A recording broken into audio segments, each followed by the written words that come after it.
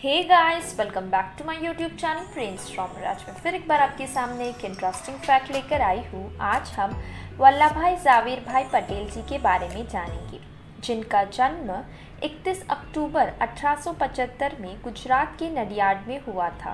वे सरदार के रूप में प्रिय थे और भारतीय राजनेता भी थे। उन्होंने भारत में पहले डिप्टी प्रधानमंत्री के रूप में कार्य किया सन 1947 से लेकर सन 1950 तक। वे भारतीय बैरिस्टर और वे वरिष्ठ नेता भी थे भारतीय राष्ट्रीय कांग्रेस पार्टी से, जिन्होंने एक प्रमुख भूमिका निभाई देश की स्वतंत्रता संघर्ष में और संयुक्त स्वतंत्र राष्ट्र एकीकरण को उन्होंने निर्देशित भी किया। वे भारतीय राष्ट्रीय कांग्रेस पार्टी के एक रूढ़िवादी सदस्यों में से एक थे। भारत में और अन्य जगहों पर उन्हें अक्सर सरदार यानी कि अध्यक्ष, जिसे हिंदी, उर्दू और पर्शियन भाषा में माना जाता है, उन्होंने गृह मंत्री के रूप में काम किया भारत के राजनीतिक एकीकरण के दौरान और भारत पाकिस्तान युद्ध के दौरान भी सन 1947 में। तो आइए चलिए जानते हैं वल्लभ भाई जावेर भाई पटेल जी के बारे में।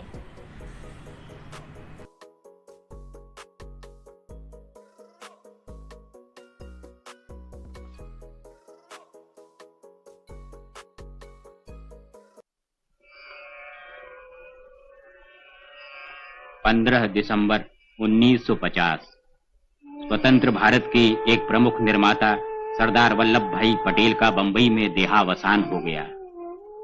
30 से अधिक वर्षों तक वे आजादी के लिए लड़े, जनता की एकता और कल्याण के लिए काम करते रहे।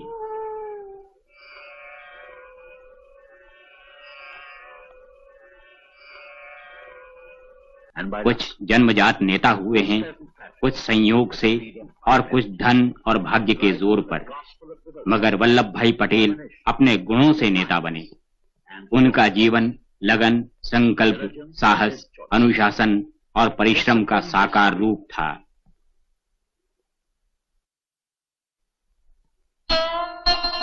अपने एक जन्म दिवस पर वल्लभ भाई पटेल ने कहा,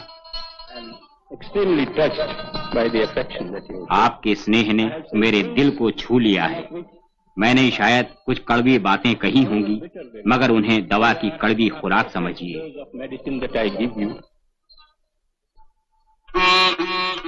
वल्लभ भाई का जन्म हुआ था 1875 में। उन्होंने करमसद की प्राथमिक पाठशाला में पढ़ाई शुरू की।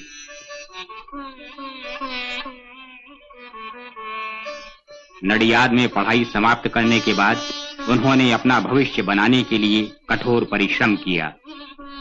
पुस्तकें मांग मांग कर अध्ययन किया और वकील बने। पिताजी ने गोधरा में वकीलात शुरू की। 2 साल उनकी सुपुत्री मणिबेन ने कहा, पिताजी ने पूरी तैयारी भिलाई जाने की बैरिस्टर होने के लिए। ताऊजी ने कहा कि पहले मुझे जाने दीजिए, बाद में मैं जा नहीं सकूंगा।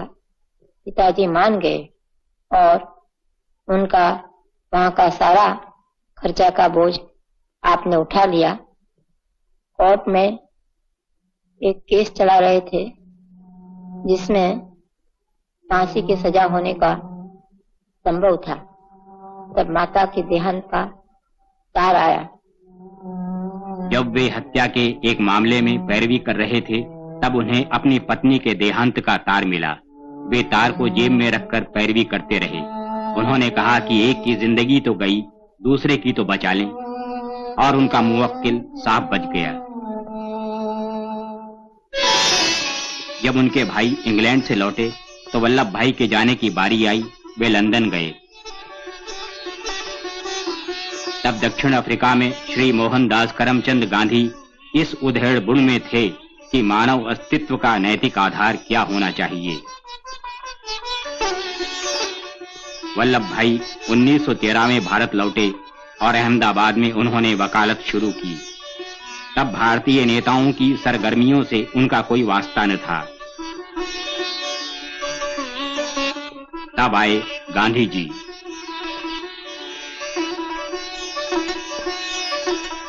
1915 में गांधी जी ने गुजरात क्लब में भाषण दिया।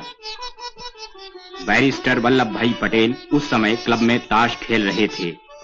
उन्होंने गांधी जी की आदर्शवादी बातों की तरफ ध्यान नहीं दिया और खेल जारी रखा। लेकिन तब एक विचित्र घटना घटी। 1918 में भयानक बाढ़ आई और गुजरात के खेड़ा जिले की 75% फसल चौपट हो गई। लेकिन सरकार सख्ती से लगान वसूल करने पर तुल गई। गांधी जी ने सत्याग्रह छेड़ने का फैसला किया। तब वल्लभ भाई को एहसास हुआ कि गांधी जी वास्तव में कर्मठ पुरुष हैं। वे सत्याग्रह आंदोलन में जूझ पड़े और उन्होंने वकालत छोड़ दी। गांधी जी ने कहा था, अगर वल्लभ भाई साथ न देते तो सत्याग्रह सफल न होता। 1919 में ब्रिटेन ने बदनाम रॉलेट एक्ट जारी किया। इसके अंतर्गत किसी को भी गिरफ्तार करके मुकदमा चलाया जा सकता था। गांधी जी ने इस काले कानून का विरोध करने की आवाज उठाई।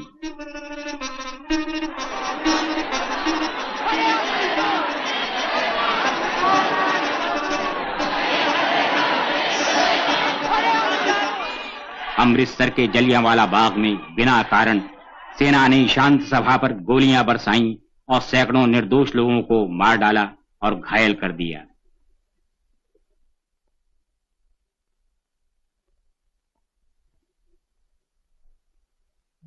अब आजादी के आंदोलन ने जोर पकड़ा।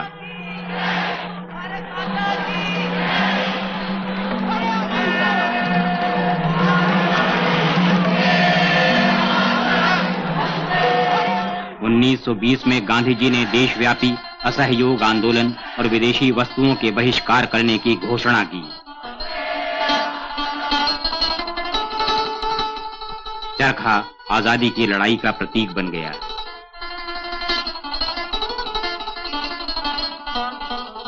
वल्लभ भाई भी कांग्रेसियों के समान खादी पहनने लगे। नागपुर में अंग्रेजी हुकूमत ने राष्ट्रीय झंडा लेकर चलने पर पाबंदी लगा दी। वल्लभ भाई और विट्ठल भाई नागपुर गए। उन्होंने झंडा सत्याग्रह की अगुवाई की, जिसे शानदार सफलता मिली। किसानों की हालत खराब थी। 1920 में चीजों की कीमतें गिर गई थीं, किसानों को घाटा हो रहा था, मगर सरकार और ज्यादा लगान वसूल करने पर तुली हुई थी। बारडोली के गरीब किसानों ने सरकार से लगान में छूट देने की प्रार्थना की, लेकिन सरकार के कान में जूं तक न रेंगी। उनकी फरियाद सुनी वल्लभ भाई पटेल ने। उन्होंने किसानों से मुसीबतें झेलने के लिए तैयार होने को कहा और बारडोली सत्याग्रह का आयोजन किया। हजारों किसानों ने उनका साथ दिया।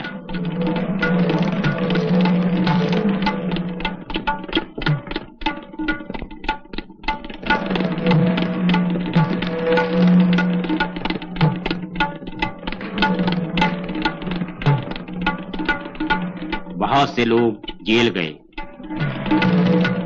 जमीन, मवेशी, बर्तन भांडे सब जब्त किए जाने के बावजूद लोगों ने सत्याग्रह जारी रखा।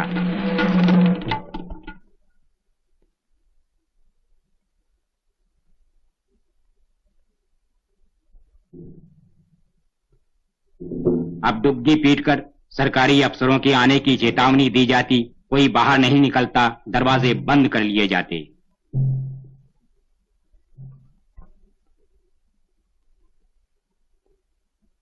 सारा देश दम साधे हुए 9 महीने तक इस संघर्ष को देखता रहा। श्री के.एम. मुंशी ने कहा, Great experience for me. सरदार ने बड़ी हिम्मत से बारडोली के 80,000 किसानों को अपने साथ लेकर सत्याग्रह चलाया। मेरे लिए यह एक महान घटना थी।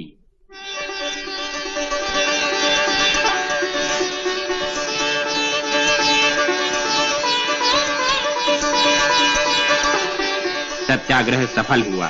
सरकार पुरानी दर पर लगान वसूली के लिए तैयार हो गई। उसने जांच का आदेश दिया। बारडोली सत्याग्रह के बाद वे सरदार कहलाने लगे। उन्होंने देश भर का दौरा किया, किसानों की सेवा का बीड़ा उठाया। अब बहुत से प्रतिभाशाली व्यक्ति महात्मा गांधी के साथ हो गए।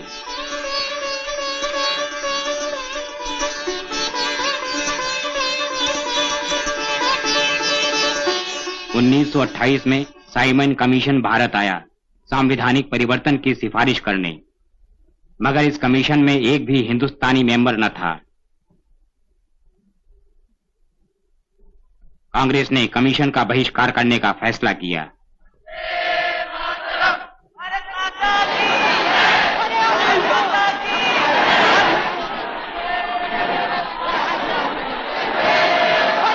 एक शांतिपूर्ण जुलूस में पंजाब केसरी लाला लाजपत राय को बेरहमी से पीटा गया। बाद में गहरे जख्मों ने उनकी जान ले ली। सारे देश में दुख और क्रोध की लहर दौड़ गई। आजादी की इच्छा और बलवती हो उठी। लाहौर में 1930 के कांग्रेस अधिवेशन में लोगों ने पूर्ण स्वराज्य हासिल करने के लिए संघर्ष जारी रखने का संकल्प किया।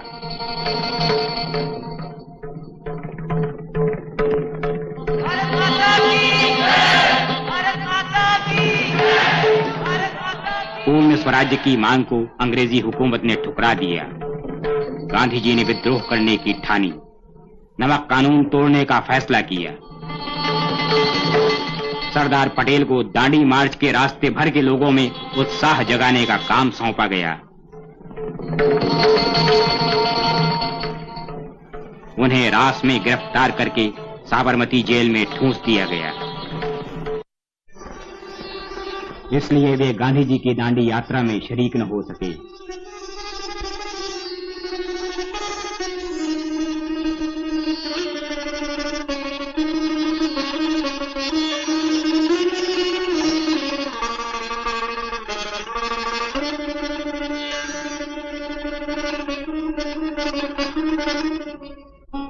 उन्नीस 1931 में सरदार पटेल कराची कांग्रेस के अध्यक्ष चुने गए।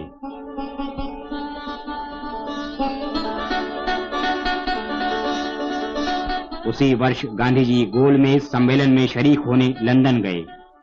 सम्मेलन सफल नहीं हुआ। इधर स्वदेश में किसानों पर ज्यादा अत्याचार होने लगा।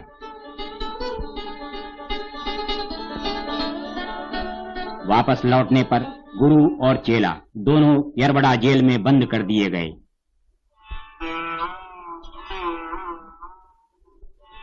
जब जेल में उन्हें पता चला कि सरकार बारडोली आश्रम को बेच रही है, तो वल्लभ भाई ने हंसी हंसी में कहा, ठीक ही तो है, हमने भी तो उनकी जेलों पर कब्जा कर लिया है।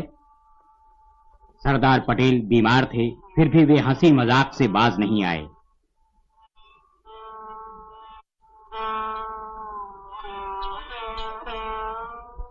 नजरबंदी के दौरान उनकी माता और बड़े भाई विट्ठल भाई पटेल का देहांत हो गया। 1936 में कांग्रेस ने प्रांतीय विधानमंडल के चुनाव लड़ने का फैसला किया। सरदार पटेल उम्मीदवार चुनने वाली उप समिति के अध्यक्ष बने।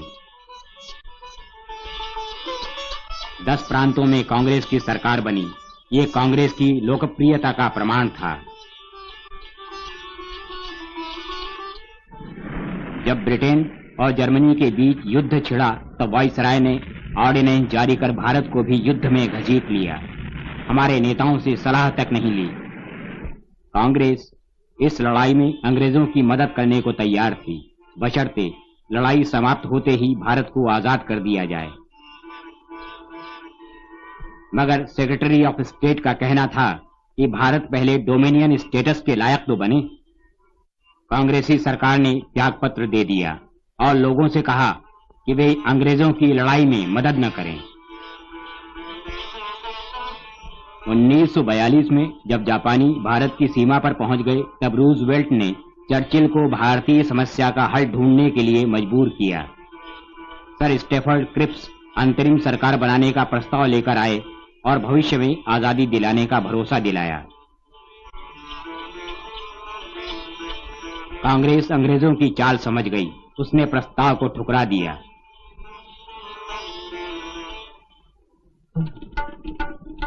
बंबई 8 अगस्त 1942 कांग्रेस ने भारत छोड़ो का प्रस्ताव पास किया।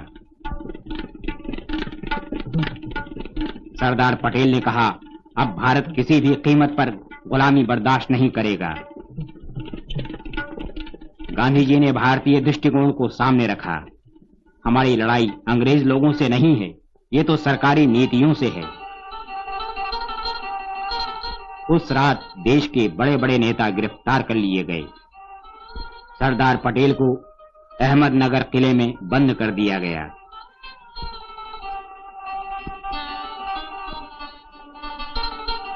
अंग्रेजी हुकूमत ने गांधी जी और दूसरे नेताओं को नजरबंद कर दिया, मगर वो उनकी आवाज को दबा नहीं सकी और सारे देश में भारत छोड़ो का नारा गूंज उठा।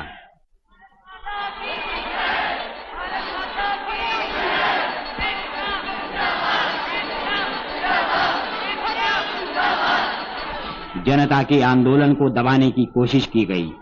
1000 से ज्यादा लोग गोली से भून दिए गए और 2000 से अधिक जख्मी हुए। 1 लाख से ज्यादा जेलों में ठूंसे गए। इतिहास में कहीं भी इतनी बड़ी जनक्रांति की मिसाल नहीं मिलती।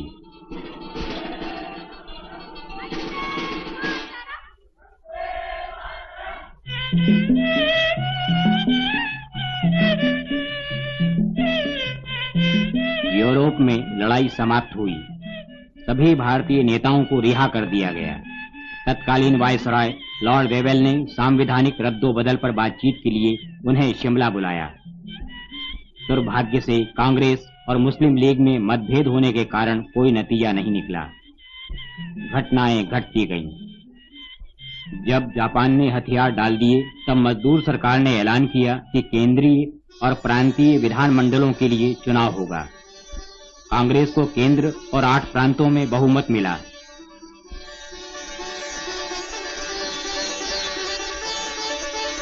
कैबिनेट मिशन आया। Lord Pethick Lawrence, Sir Stafford Cripps और मिस्टर एवी अलेक्जेंडर सत्ता सौंपने के बारे में समझौता कराने आए। इस काम में सब राजनीतिक दलों का एकमत होना निहायत जरूरी था।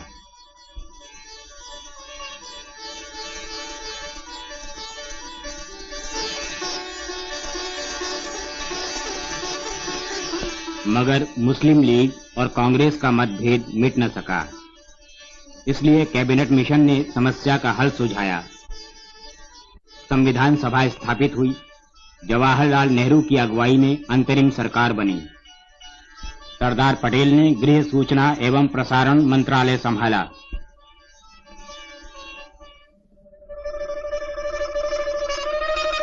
आखिर मुस्लिम लीग भी सरकार में शामिल हुई। लियाकत अली वित्त मंत्री बने, मगर मुस्लिम लीग पाकिस्तान बनाने पर अड़ी हुई थी। देश भर में दंगे हुए। देश का बंटवारा करना जरूरी हो गया। लॉर्ड माउंटबेटन नए वाइसराय बने। सभी पार्टियों ने निश्चय किया कि 15 अगस्त 1947 को दोनों आजाद डोमिनियनों को सत्ता सौंप दी जाए।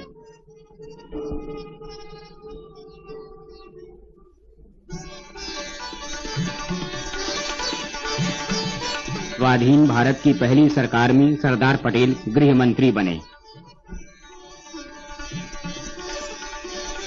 उनके सामने कानून और व्यवस्था बनाए रखने तथा पाकिस्तान से बड़ी संख्या में आने वाले शरणार्थियों की गंभीर समस्या थी।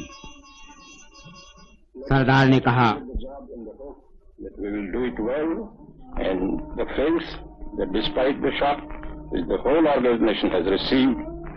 हम इस समस्या का सामना करेंगे और कामयाब होंगे। Rescue projects of history. इसके बाद सरदार 500 देशी रजवाड़ों को भारतीय संघ में मिलाने के काम में जुट गए। लेकिन ये छोटे छोटे जो वाड़े हैं उससे बहुत नुकसान होता है और जिस चीज से मुल्क को फायदा नहीं होता है, इस चीज से आकर हमको खुद को भी नुकसान होता है। वो चीज हमें समझ के हमें जो हिंदुस्तान आज सदियों के बाद एक हुआ है और एक मौका मिला है और एक अवसर हमारे पास आया है, वो घुमाना नहीं चाहिए। देशी रजवाड़ों का भारतीय संघ में विलीनीकरण शायद सरदार पटेल की सबसे बड़ी कामयाबी थी।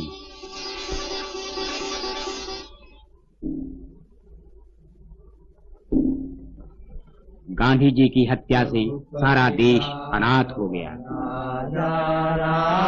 सरदार को गहरा सदमा पहुंचा, पर उन्होंने कहा कि आंसू बहाने से कोई फायदा नहीं, हमें गांधी जी के आदर्शों को साकार बनाना है।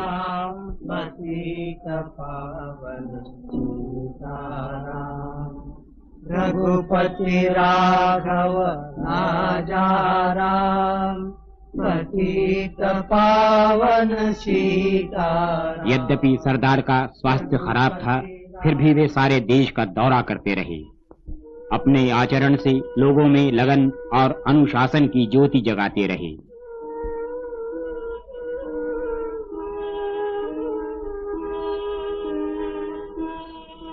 वे वास्तव में भारत के लौह पुरुष थे। Government, industry and labour must all play. क्या सरकार, क्या उद्योग, क्या मजदूर, सबको राष्ट्रीय भावना से काम करना चाहिए। अगर देश डूबा तो हम भी डूब जाएंगे, खुशहाल हुआ तो हम भी खुशहाल होंगे। better state of living.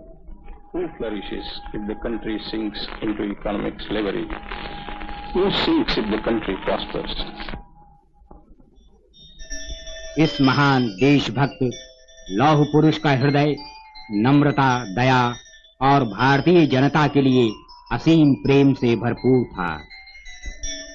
वे वास्तव में भारत के महान सेवक थे, सच्चे देशभक्त थे और थे भारत की आजादी के निराले सेनानी।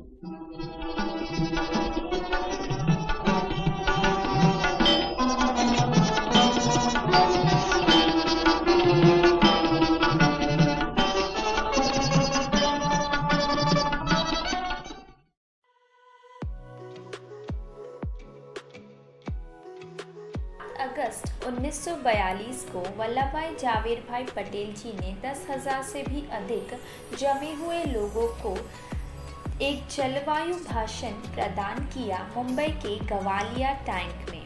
इतिहासकारों का यह मानना है कि पटेल जी के दिए हुए भाषण ने राष्ट्रवादियों को विद्युतीकृत करने में महत्व की भूमिका निभाई थी। पूरे भारत में विद्रोह की सफलता सुनिश्चित करने के लिए इतिहासकारों द्वारा पटेल जी के आयोजन किए हुए कार्य को श्रेय दिया जाता है, इसलिए तो उन्हें आज भी लौह पुरुष कहा जाता है। कुछ शब्दों और कई जीतों के वल्लभ भाई जावेर भाई पटेल जी के बारे में जानकर आपको कैसा लगा, कमेंट करके ज़रूर बताइए। और ऐसे अमेजिंग वीडियोस के लिए YouTube में हमारे चैनल ब्रेनस्टॉर्मर को लाइक करें, शेयर करें और सब्सक्राइब करना मत भूलिए। मिलते हैं अगले वीडियो में।